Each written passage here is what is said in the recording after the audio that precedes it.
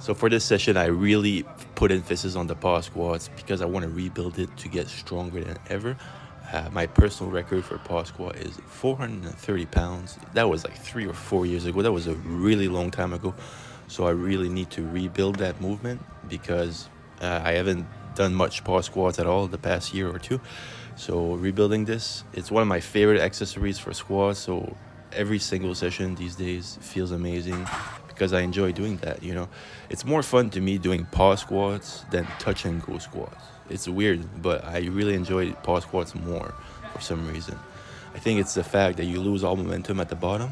You lose all that momentum, you gotta really dig deep and use that strength to get back up, that stability, and maintain your full body tightness. That felt fucking good. I'm horny. Alright, I'm curious to see if I can do 315 pounds, one arm deadlift. Let's see if we can make it happen. Let's start with 225 here. All right, so for this part, I don't recommend anybody doing this. I just did this for fun. I did this to test my grip strength mostly, but it felt so awkward. As soon as I tried to get the weight off the ground, even if my hand was perfectly centered, it was really unbalanced, and I felt like my whole shoulder and spine would like stretch out.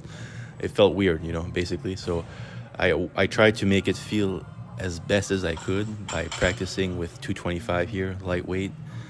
But man, it just didn't feel right at all. I don't understand how some people do one arm deadlift and then they have perfect balance on the way up. It just, for me, it didn't happen, like you can see right here.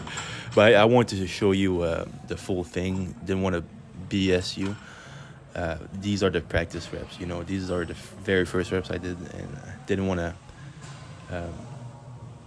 sugarcoat it, basically, because it's very important to be authentic, in my opinion.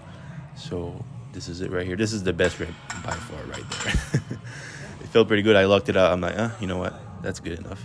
Then practice again, and I didn't hesitate that time. You know, I want to take my time and have a good technique and have a good balance. I'm like, you know what, this set, I'm just gonna go all out, go as fast as I can on the way up. Even if I'm not balanced, it's all good. I can't do it, man. I just can't balance it. I'm not gonna go heavier, guys. If I go 315 and I'm like that, I'm gonna fuck my spine up. You know what, man? My ego is telling me, let's just try it once, maybe twice. Let's try it. See how that goes. And as well, the challenging part for this is that the knurling in the middle, well, there is none. It's a very soft middle, and I had to hook grip it. So it was good practice for my hook grip to test it. And as much as it was heavy, I felt like I could have gone heavier, but I didn't want to because look at this. This is terrible technique right there. That's why I don't recommend anybody doing this. It's pretty stupid, but I wanted to have some fun with it and test my grip strength. After that, I did as many reps as I could with 405 pounds here. I wanted to test where I'm at with this. So I'm really happy with the number I got. I think I got 11 reps. I could have got a lot more if I would have chalked up my hands properly. Towards the end of my set, my hands were slipping. I was really like, I wasn't chalked enough, and the barbell wasn't chalked enough. So I could have got like 15 to 20 reps if I would have really dig deep and maybe start with this, but pretty happy with what I got here. Next time I'll do a little bit better. I feel high. I feel fucking high. The dopamine. Another thing I love doing these AMRAPs with deadlifts is they give me a great leg and glute pump. If you want yourself a good leg and glute pump, do some deadlifts and do some high reps. Like what I mean by high reps is minimum 6 reps or more, and they will blow up your glutes, your hamstrings, and get your core very, very strong. I talked to a girl the other day at the gym that told me that she injured her back and I should wear a belt doing squats. And I get it, you know, it's annoying to injure your back, but it doesn't mean that it's an unsafe movement to do without a belt.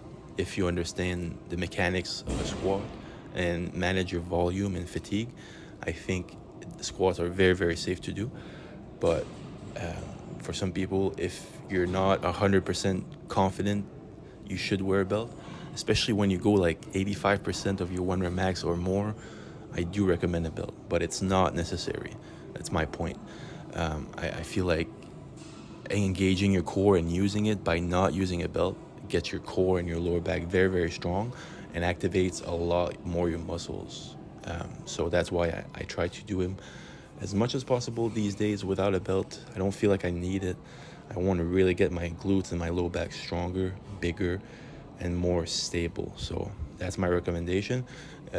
Obviously, a belt is useful. It can help prevent injuries, but it definitely isn't necessary.